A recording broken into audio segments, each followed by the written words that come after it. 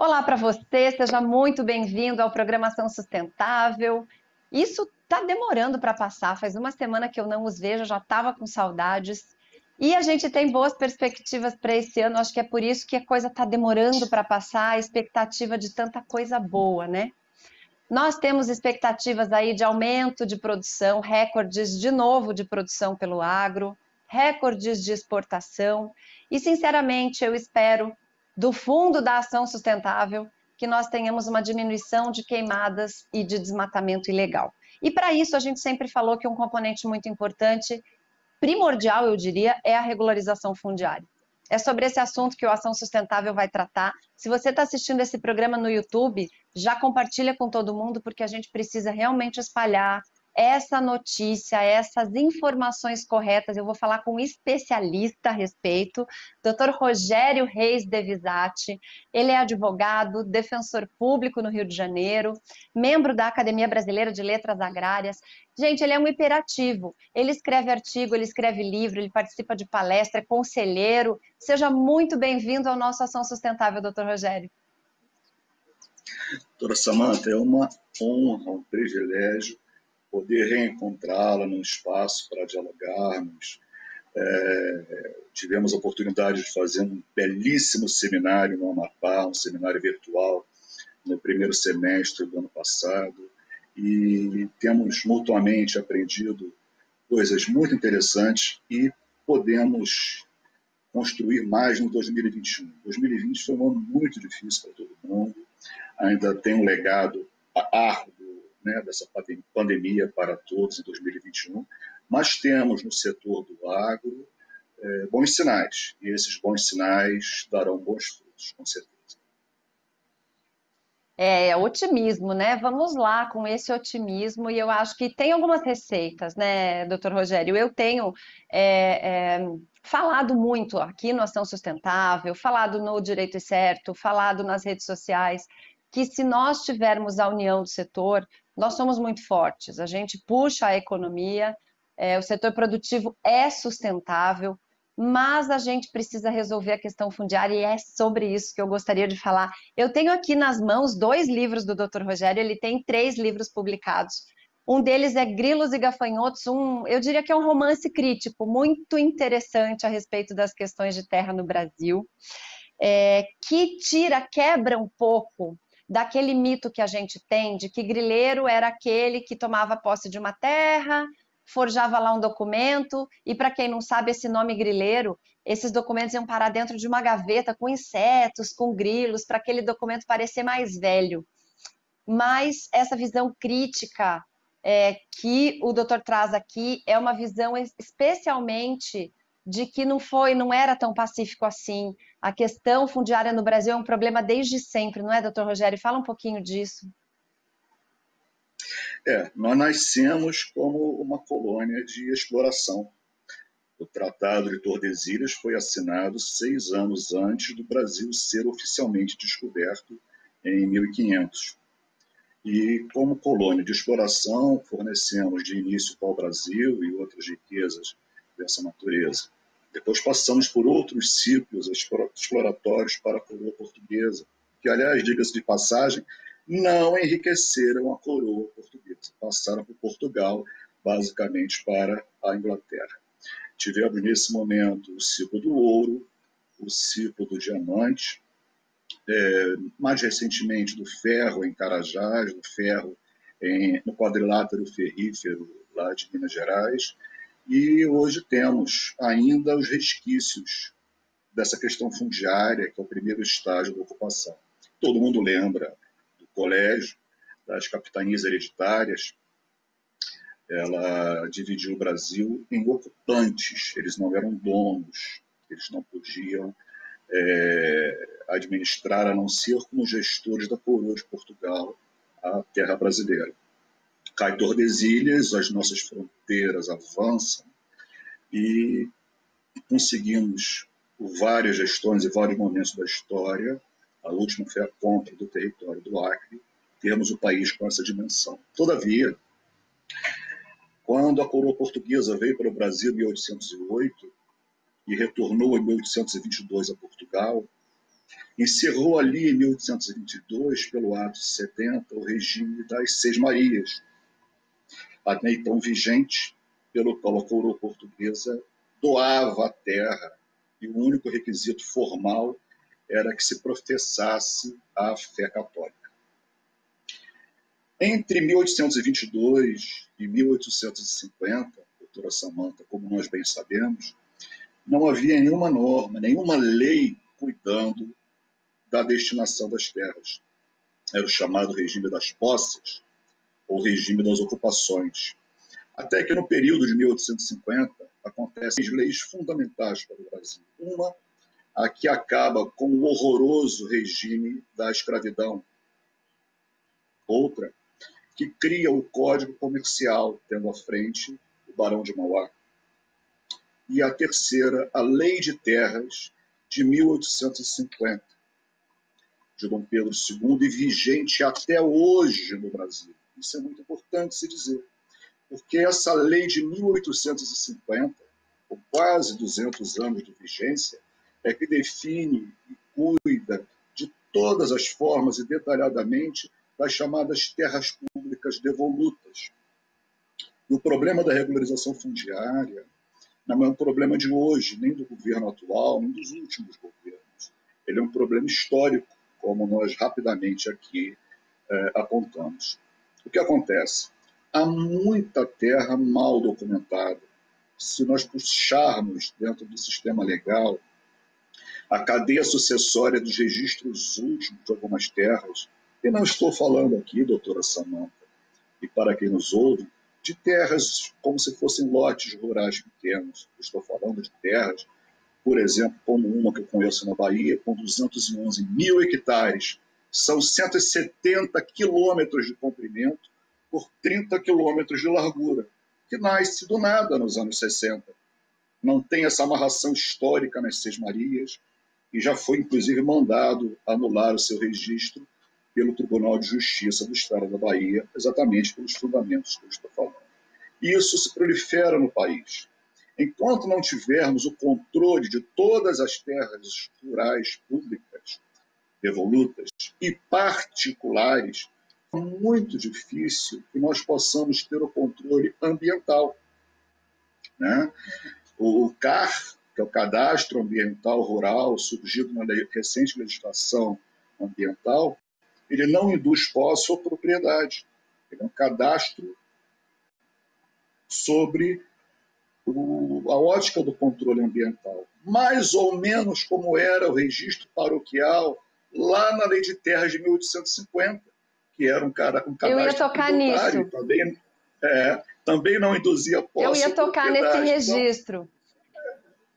Registro paroquial, já vindo de um problema histórico que nós tínhamos de capitanias hereditárias, que não dava a propriedade, como bem o senhor falou, e a extinção das Sesmarias, nós tínhamos o tal do registro paroquial. Então, isso veio se embolando de uma forma que acabou trazendo problemas tanto nas terras públicas quanto nas privadas, excesso de documento em determinadas terras, porque ninguém sabia, não existe um procedimento efetivo de titulação, e a gente hoje, 2021, nós estamos tentando votar um projeto de lei que resolva o problema agrário, o problema fundiário do Brasil.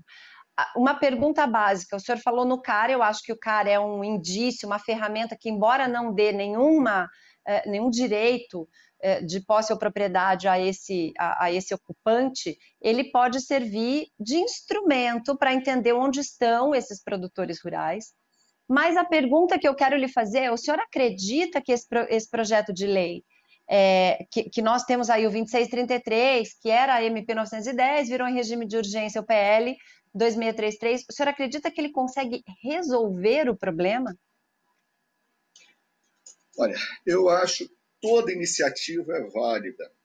Esse governo tem tentado construir, né? Nós temos aí o recente decreto de 24 de dezembro, 10.952, que regulamenta uma lei federal de 2009, tratando da regularização fundiária. Acho que tem um avanço maravilhosamente democrático, que é a criação de um comitê multidisciplinar para tratar inúmeras peculiaridades do Brasil. Acho que isso é um avanço inegável. Agora, tem muitas coisas para ser amarradas, muitas coisas.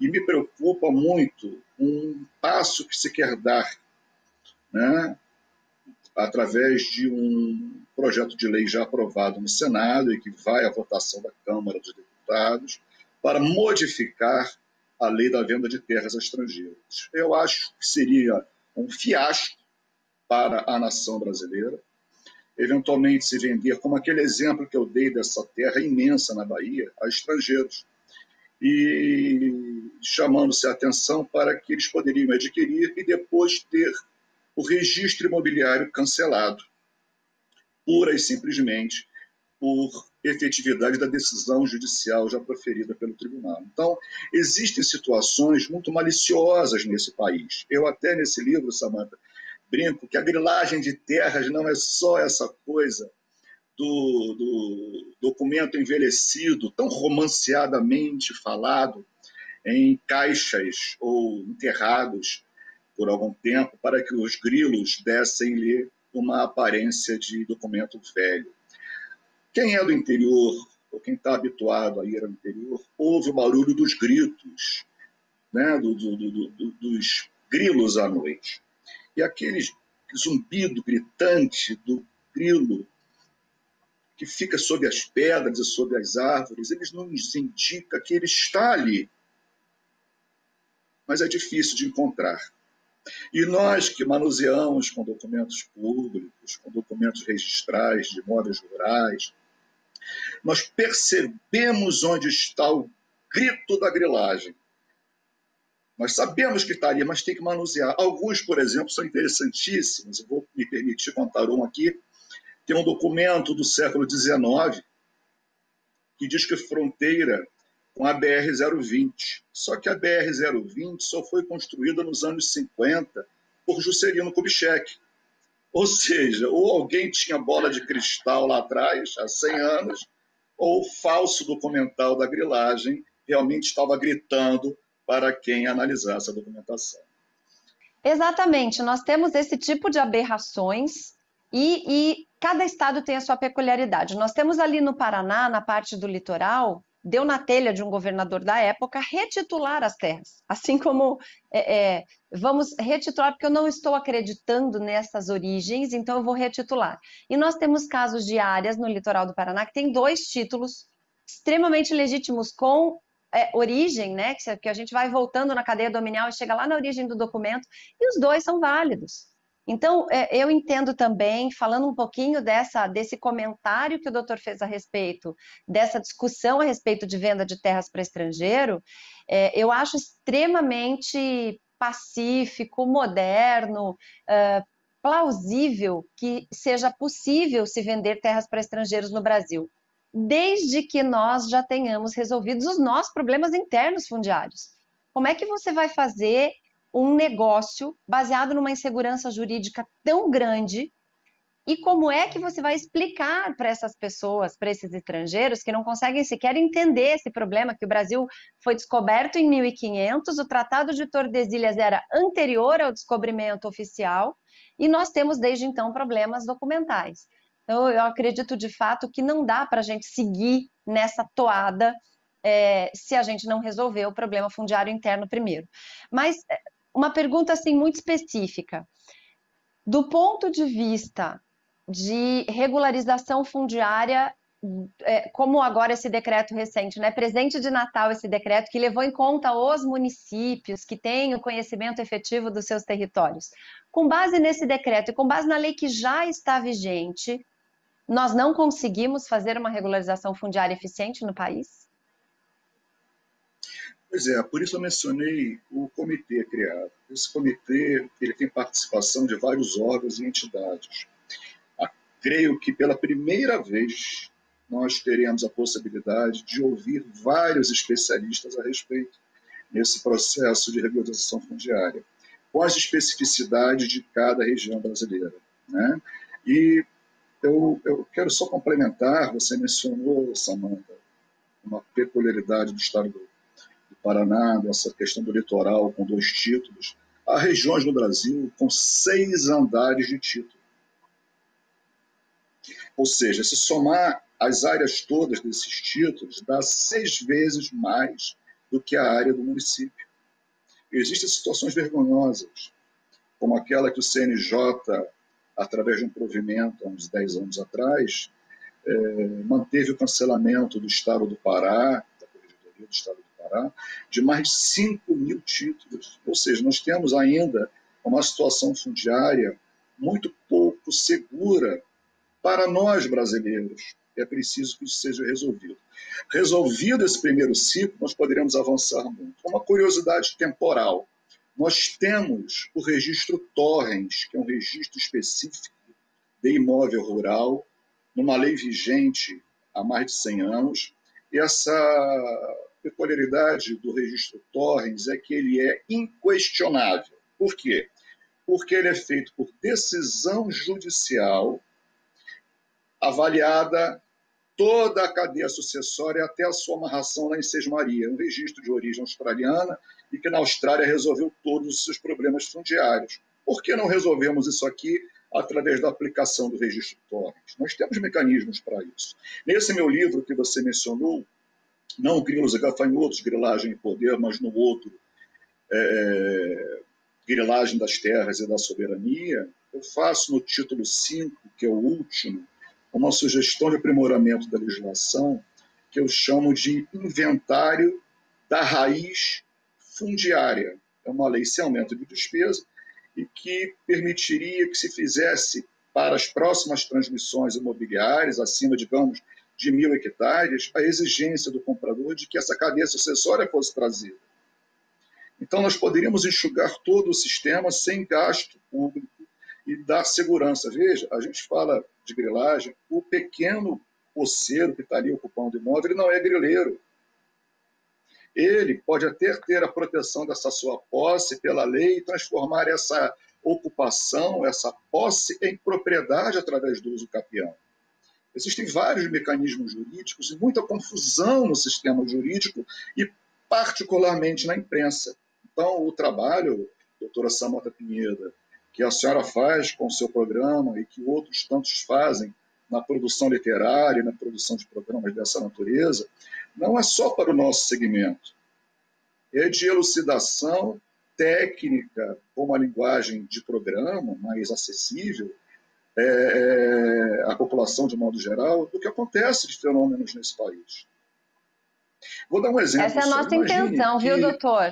A nossa intenção é exatamente essa, levar essa informação, por isso que eu pedi para as pessoas que assistirem isso, compartilharem, né? Tem o AgroMais, que passa o programa na televisão, mas o programa fica no YouTube, a gente pode espalhar isso, porque eu até ia falar, esse livro, no final dele existe eu tenho ele aqui na minha mão, fui presenteada pelo Dr. Rogério com um livro excelente, que traz uma visão histórica dessa confusão fundiária que vai muito além de se é lei da grilagem ou não é, o tamanho da área, se vai ser de 4, de 10 ou de 20 módulos, enfim. A gente abre a cabeça. E a ideia é que a gente difunda realmente essas informações corretas para que, não sei, estou achando que eu vou mandar de presente para o presidente da República o livro, para ver se ele lê o final e a gente acaba implementando uma sugestão de solução efetiva, né, para que a gente consiga realmente, não é só para resolver o problema ambiental do Brasil, mas é para resolver o problema de segurança jurídica, de acesso a financiamento. E aí eu vou fugir um pouquinho, a gente aprovou agora no final do ano o FIAGRO, que é um fundo aí semelhante aos fundos imobiliários, que vai abrir para o produtor rural brasileiro o mercado de capitais, inúmeros investidores que vão poder investir no agro brasileiro, mas sem a segurança da regularização fundiária, a gente impossibilita, não impossibilita? Olha, o FIAGRO é uma fantástica conquista.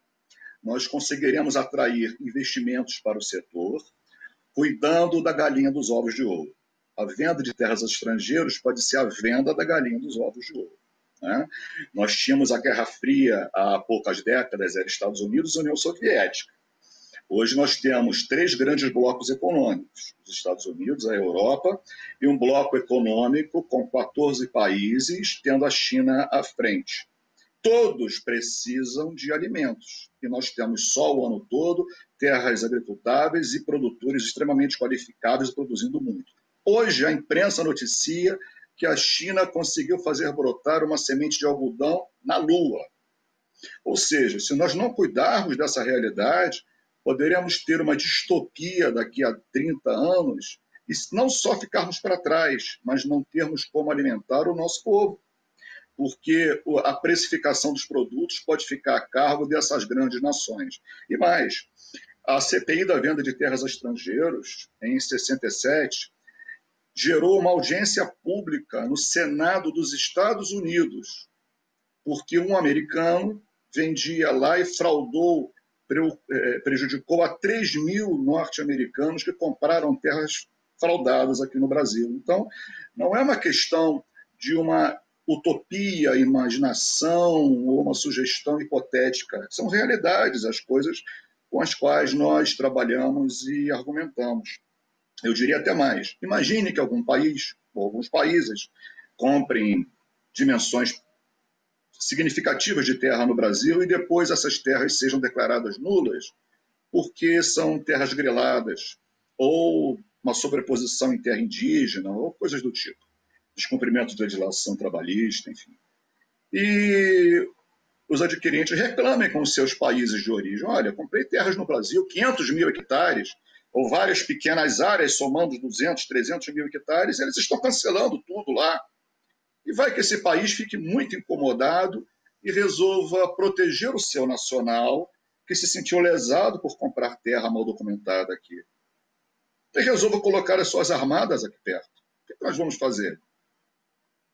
Deixar que tomem isso? Ou declarar guerra?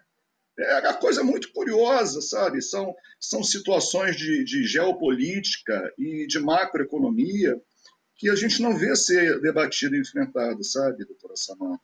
E nós estamos preparando um documento pela UBAL, a União Brasileira dos Agraristas Universitários, que é uma entidade com sede no Rio Grande do Sul, mas de abrangência nacional, e eu presido lá a Comissão de Assuntos Fundiários.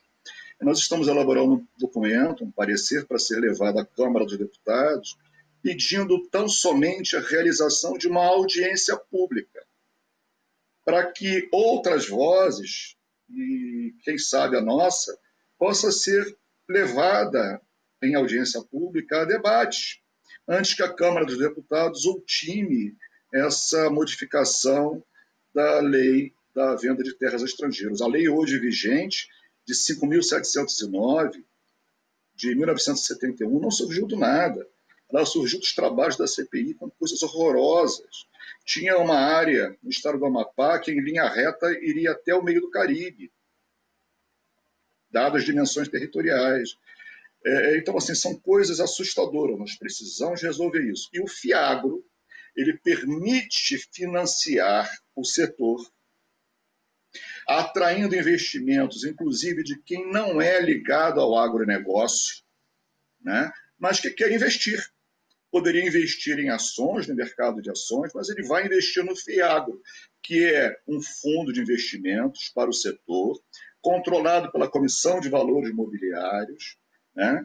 Então, assim, acho que essa é uma grande saída para o Brasil, no sentido de atrair para o segmento produtivo, que segurou basicamente a economia nacional em 2020, investimentos altos.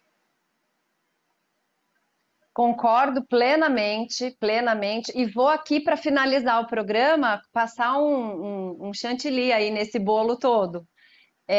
O FIAGRO, esse fundo, ele pode também vir com a proposta de títulos verdes, porque o Brasil tem um potencial gigantesco em projetos sustentáveis do agro. É o que está na moda, produzir alimento, produzir fibra, produzir energia de modo sustentável, e o mercado de capitais está sedento por esse tipo de coisa, aí as empresas ESG fazendo o sucesso que estão fazendo. Na verdade, existe até matéria do Valor dizendo que a empresa que não se adequar aos conceitos de ambientalmente correta, socialmente justa e economicamente viável, não sobrevive. Então, eu acho que realmente a gente está no caminho. Mas eu faço votos, doutor, que esta audiência pública aconteça. Se precisarem da minha ajuda, eu vou lá pedir junto com vocês, porque eu acho extremamente relevante para o Brasil e urgente, não é só necessário, mas é muito urgente que a questão fundiária se resolva para que a gente consiga desenvolvimento. Num ano pós-pandemia, recuperação econômica, a gente precisa dessa segurança para o agro. E eu lhe agradeço demais seus esclarecimentos, dividir com a gente todo esse conhecimento. Muito obrigada e eu lhe desejo sorte na sua jornada aí.